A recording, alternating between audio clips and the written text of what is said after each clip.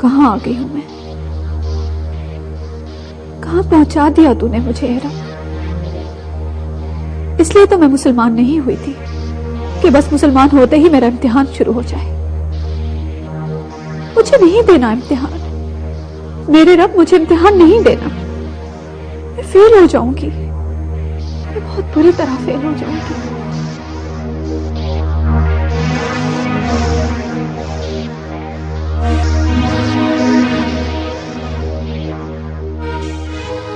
मैं क्या करूं? मैं क्या करूं मेरे रब, मैं क्या करूं?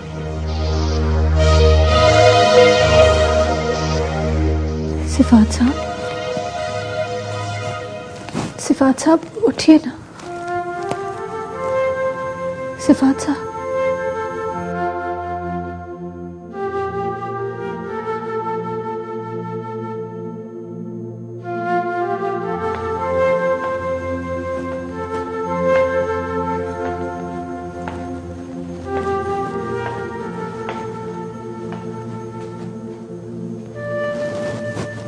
सिफात साहब, सिफात साहब उठिए प्लीज।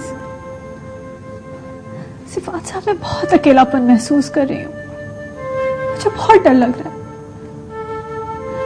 अपने आप से डर लग रहा है, मुझे इस घर से डर लग रहा है। प्लीज उठ जाइए, जाग जाइए सिफात साहब।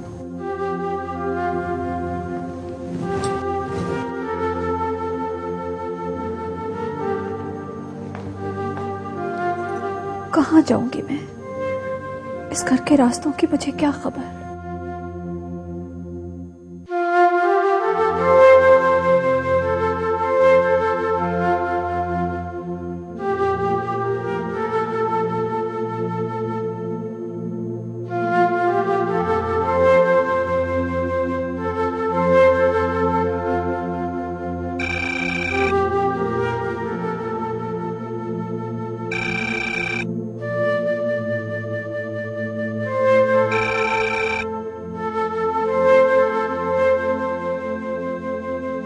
हेलो,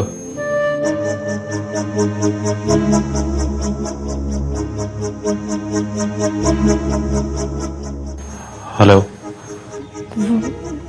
मैं बोल रही हूँ, मैंने फरीजे के लिए फोन किया था। निर्मलता, मैं तुमसे बात करना चाहता हूँ। निर्मलता, मुझे थोड़ा वक्त चाहिए। तुमसे बात करनी है मुझे अभी और इसी वक्त। आपको मिसअंडरस्टैंडिंग हुई है रेहान साहब। मैं निर्मलता नहीं, मेरा नाम मदीहा है। तुम निर्मलता हो, निर्मलता हो तुम। तुम्हें मेरी बात सुननी होगी। मैं निर्मलता नहीं हूँ। अच्छा, मेरी बात सुनो निर्मलता। निर्मलता, हेलो, हेलो। कौन था? किससे बात कर रहे थे? वो मधु थी, तुम्हारा पूछ रही थी। मैंने उससे कह दिया कि तुम सो गई हो। क्या हो गया तुम्हें रेहान? क्यों खामखा उसके साथ रूड हो जाते हो? कोई काम होगा उसे, कुछ चाहिए होगा। मैंने खुद ही तो उससे कहा था कि अगर किसी चीज की जरूरत हो तो इंटरकॉम पे बता दे मुझे, और तुमने बंद कर दिया। क्या कह रही थी? कुछ चाहिए था उससे? हाँ, पता नहीं।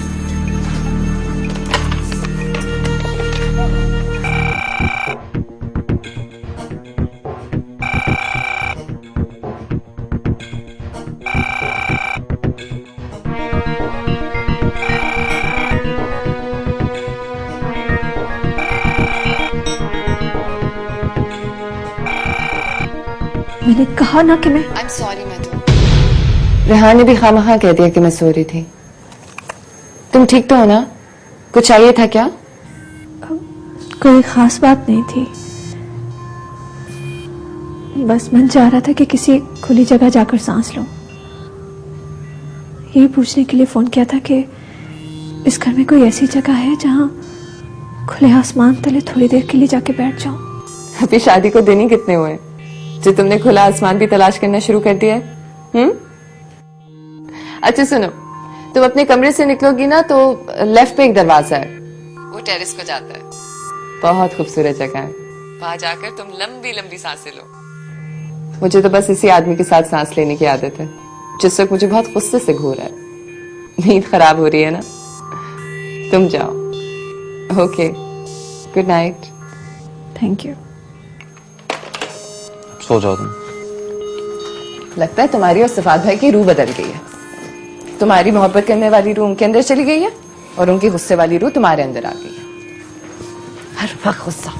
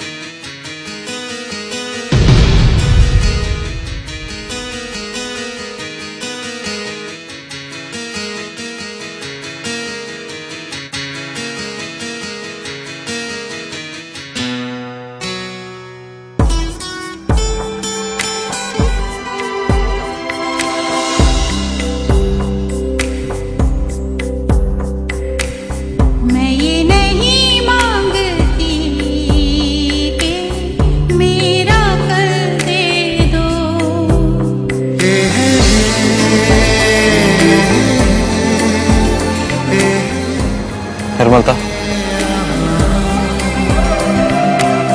मैं ये नहीं मांगती कि मेरा कर दे दो, जो साथ आखिरी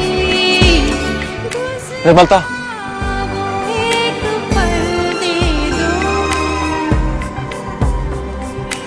मुझे मेरे सवाल का जवाब चाहिए।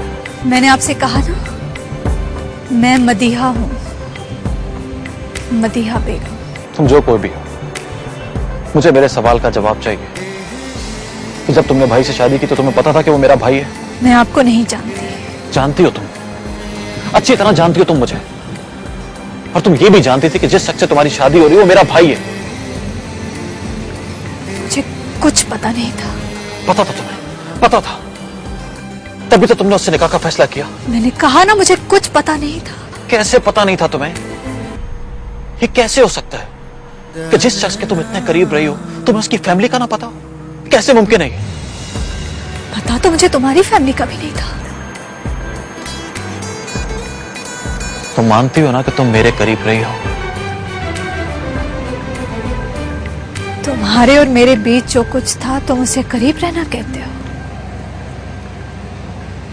मैं तुम्हारे इतने करीब रही हूं, ये बात मानते हो क्या? अच्छा तरीका निकाला है तुमने मुझसे बदला लेने का। कुछ भी करती, कोई और बदला ले लेती, कुछ भी, मगर ये तो ना करती कि मेरे ही भाई की बीवी बनकर एक ही छत के नीचे रहने आ गई। काश मैं तुमसे बदला ले सकती और मुझे ये पता होता कि तुम इसी छत तले रहते हो, तो मैं अपने रब से अपने लिए किसी और सजा के लिए गिड़गिड़ाती।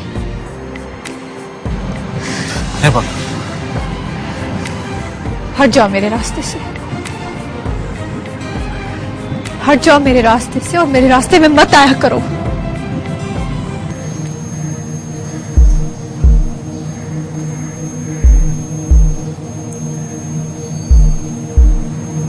कहाँ चला गया ये सब?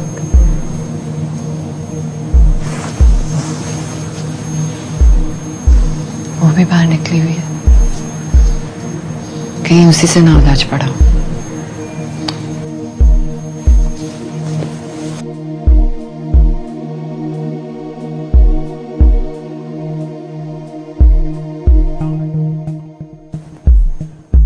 कहाँ गई थी मधु?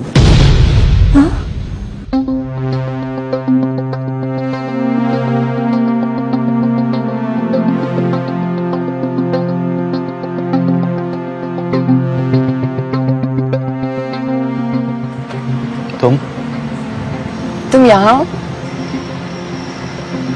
हाँ, वो कहाँ है? वो कौन?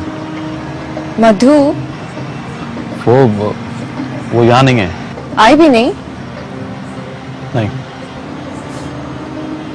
मैं तो परेशान हो गई थी।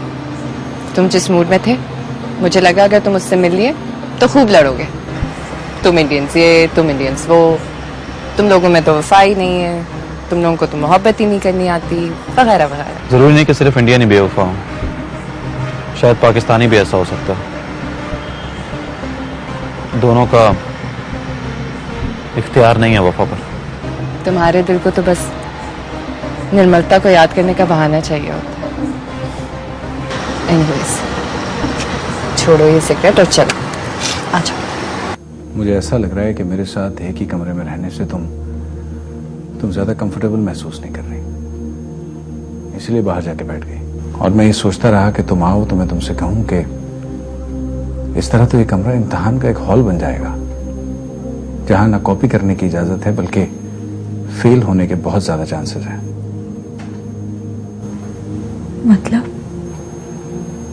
मतलब ये कि हम अलग अलग कमरों में भी रह सकते हैं। कब तक? जब तक तुम्हारा दिल मुझे अपने शौहर की हैसियत से कबूल नहीं कर लेता, तब तक। मेरा दिल तो तुम्हें जिंदगी भर की साथी की हैसियत से कबूल कर चुका है। मतलब फजल चाचा, मैंने आपसे कहा भी था कि सफात भाई आए हुए, उन्हें देसी नाश्ता पसंद है। कोई आलू के पराठे, कोई इस तरह की चीज बनानी चाहिए थी। आलू के पराठे बन रहे हैं बड़ी बहू। मैंने आपको पहले भी समझाया था कि मैं बड़ी बहू नहीं हूँ।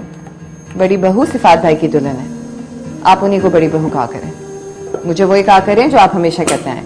हैदर सुल्तान साहब कहा करते थे रेहान साहब की दुल्हन को बहू कहा करना।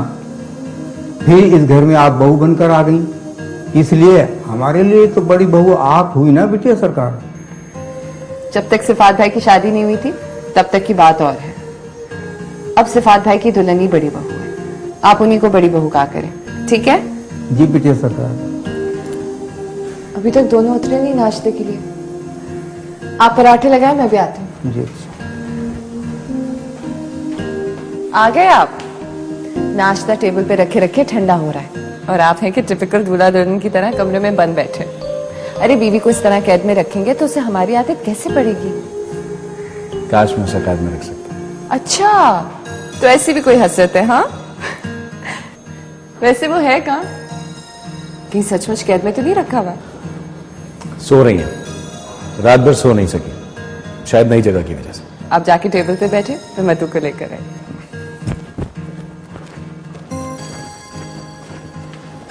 Good morning. अरे ये क्या सिलसिला है भाई? दूल्हे का एड्रेस कहीं और से मिल रहा है और दुल्हन का एड्रेस कहीं और से। शादी का मतलब एक ही एड्रेस पे ठिकाना बनाना होता है मधु बीबी, चाहे घोंसले में जगह हो या ना हो। टाइम क्या हुआ है? रात कैसी गुजरी? गुजर गई। इतने से सोफे पे तो बस गुजर ही जाए तो भी बहुत है। अच्छा ये बताओ, खुले आसमान तले सांस ली या वो भी इसी सोफे तले दबा दी? सांस? अच्छा छोड़ो इस बात को। इस बात का फैसला हम बाद में कर लेंगे कि तुम सांस लेती हो या नहीं। फिलहाल टेबल पे पड़े पड़े नाश्ता ठंडा हो रहा है और इस घर में सभी लोग नाश्ते की टेबल पर जमा होते हैं, चाहे उनका मूड जैसा भी। तुम चलो, मैं आती हूँ। सिर्फ 15 मिनट का वक्त दे रही हूँ। 16वें मिनट पे आपको नीचे होना होगा। ओके? ओके।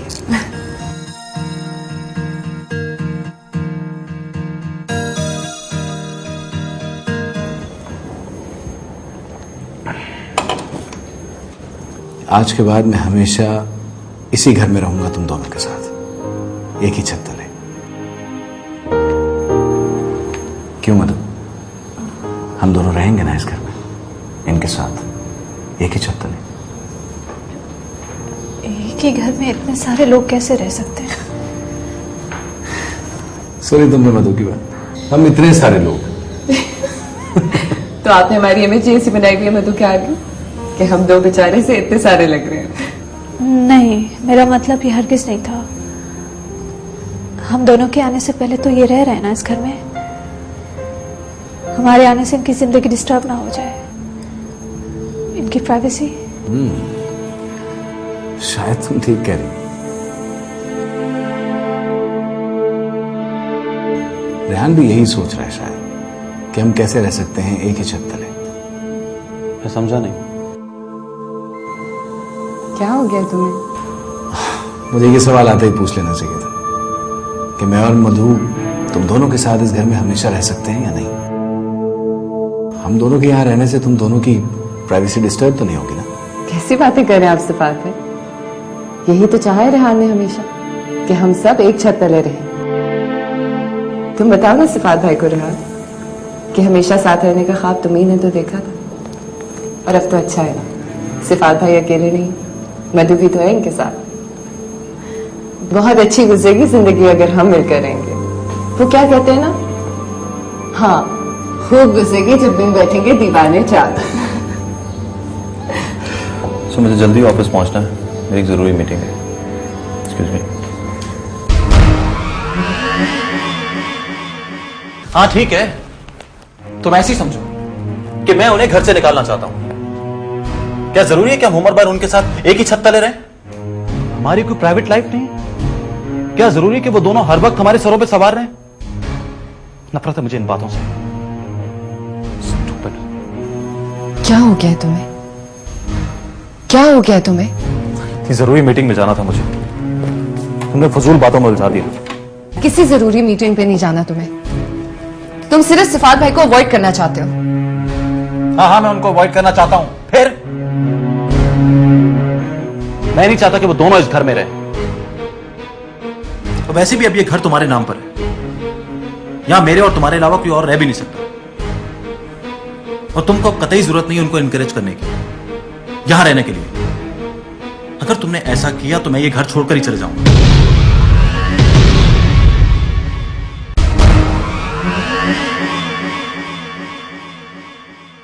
मुझे तुम्हारा ये अंदाज बिल्कुल समझ नहीं आ रहा, बहुत अजीब लग रहा है। तुम ऐसे तो नहीं थे रेहान। कहां गई वो मोहब्बत जो तुम्हारे दिल में सिफात भाई के लिए थी? कहां गया वो भाई के लिए मोहब्बत का जुनून?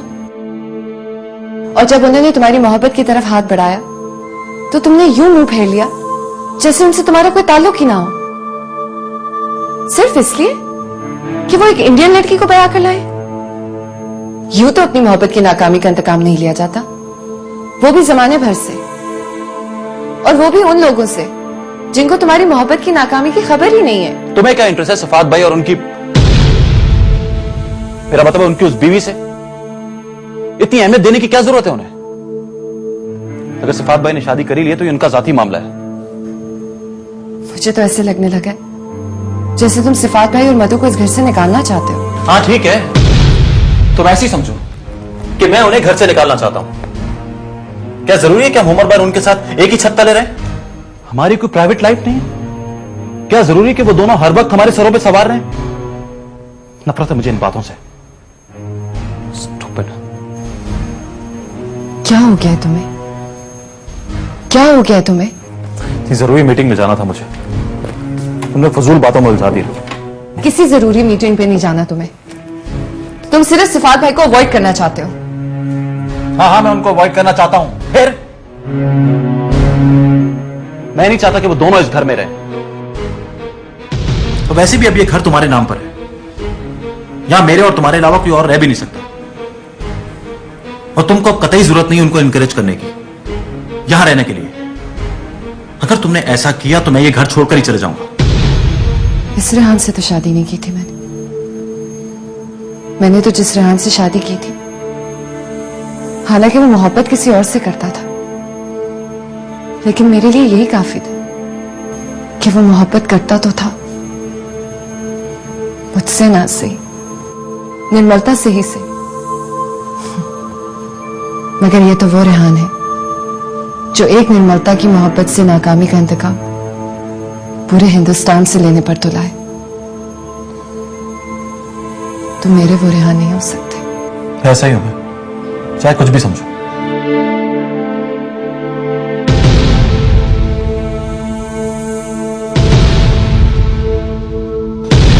मधु,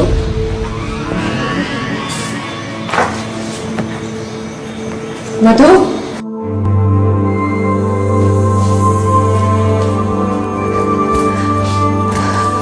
क्या हुआ मधु?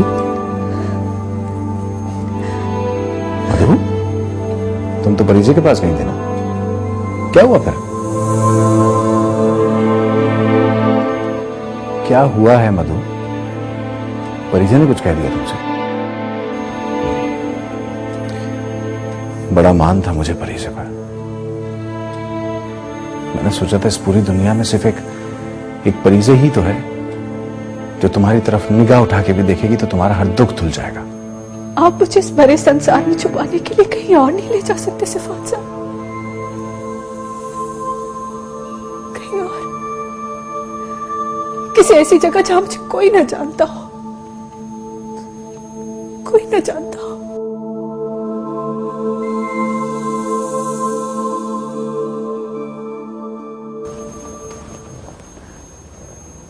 यहां भी तो कोई नहीं जानता तुम्हें, मगर रेहान के साथ तुम्हारे बारे में बात करके बहुत बड़ी गलती की है मैंने। उसी ने कुछ कहा है तुमसे?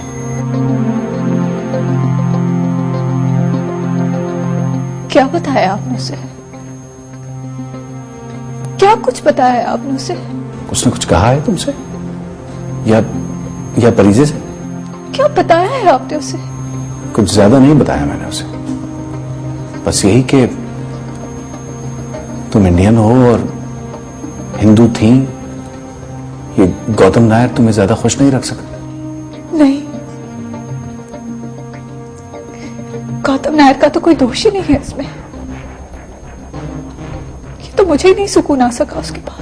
एक ही बात है, तुम खुश नहीं थी, खास बात तो यही है। और क्या बताया आपने? यही कि तुम मुसलमान अपने दिल से हुई हो और तुम्हारे मुसलमान होते ही तुम्हारे घर वाले तुम्हारे दुश्मन हो गए। नहीं, दुश्मन नहीं है वो मेरे, वो तो नाराज है। नाराजगी में अगर जान भी ले लेते तो कोई बात ही नहीं थी। वो तो ये स्वीकार नहीं कर पा रहे थे कि गौतम नायर के साथ मेरा जीवन का रिश्ता नहीं जुड़ सकता। वो गैर मर्द थे, जायज नहीं है मेरे लिए। बस यही बात उनकी समझ में नहीं आ रही थी।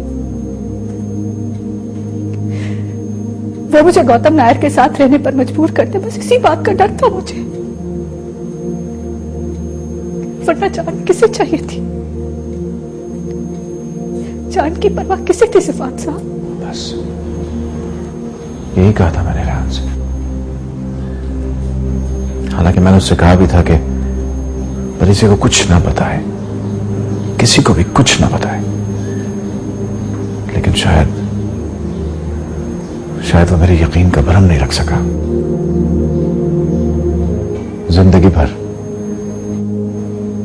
भर मैंने उसकी मोहब्बत पर कभी यकीन नहीं किया, जबकि वो मेरे पीछे पीछे फिरता रहा, लेकिन मैंने उसकी तरफ मुड़कर भी नहीं देखा। लेकिन इस बार जब मैं तुम्हें लेकर घर में दाखिल हुआ, न जाने क्यों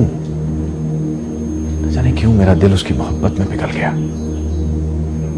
उस मोहब्बत में जिस पर मुझे कभी यकीन ही नहीं था, न जाने क्यों।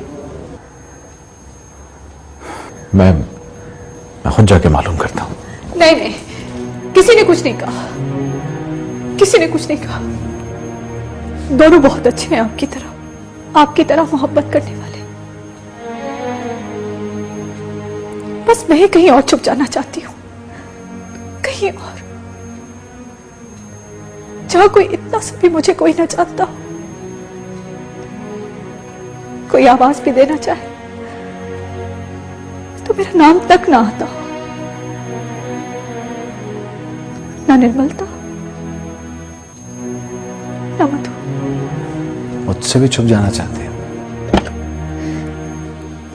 देखा, आपने भी अपनी तरह इसे कमरे में कैद होना सिखा ही दिया ना, और मैं हूं कि इसे सारे घर में ढूंढती रहती। क्या हुआ? रो रही थी? देखा, रुला दिया ना आपने सिफात भाई। मैं जानती थी मैं जानती थी ये नाजुक नफीसी सौगात जो आप दुबई से लेकर आए नहीं संभाल पाएंगे। देखा, रो रही है ना। तभी कहने आई थी कि मधु को जरा इस कमरे से बाहर तो निकालें, इस घर के दरो दीवार से तारफ तो करवाएं। आखिर इस घर की बड़ी बहू है, इस घर की एक एक चीज मुझसे पूछ रही है, बड़ी बहू कहाँ है, बड़ी बहू कहाँ है। और मैं हूं कि बड़ी बहू को ढूंढती रहती हूँ। आओ, सिफात भाई से तो होगा नहीं, मैं ही तुम्हारा इस घर से तारुफ कराती हूँ, जो कि अब तुम्हारा घर भी है। हाँ, मेरे साथ।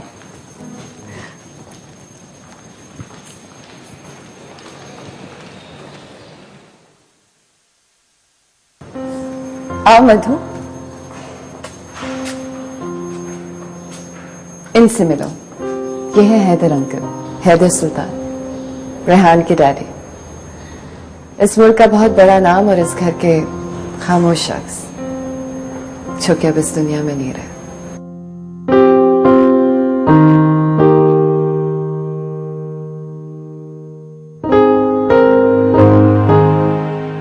तो ये है हैदर सुल्तान,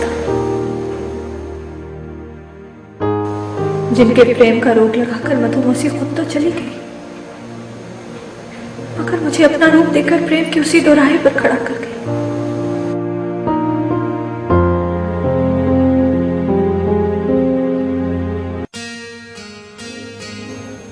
क्या हुआ, रुक क्यों गई? अच्छा, इन्हें देख रही हो। सिफात भाई ने इनके बारे में कुछ बताया नहीं? तुम तो तस्वीर के सामने ऐसे रुक गई थी कि सचमुच की मदिया बेगम आती ना तो भी शायद इतना चौंक कर रुकती। जानती हूं तुम्हें मेरी बातें नहीं समझ आ रही ना। ऐसा लग रहा है जैसे मदिया बेगम की रूह तुम में घुस आई हो, या फिर मदिया बेगम की रूह तुम्हारा रूप धार कर आखिरकार इस घर में घुस आई हो। बताती हूँ बाबा, सब कुछ बताती हूँ। इसलिए तो इस घर की दरो दीवार से तुम्हारा तारुफ करवाने लाई हूँ। अच्छा, हम बातें भी करते जाते हैं और इस घर के दरो दीवार से भी तुम्हें मिलवाती जाती हूँ। आओ।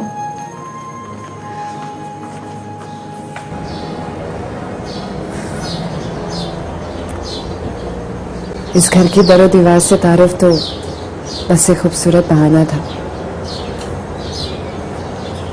मैं जानती हूँ तुम बहुत हर्ट हुई हो।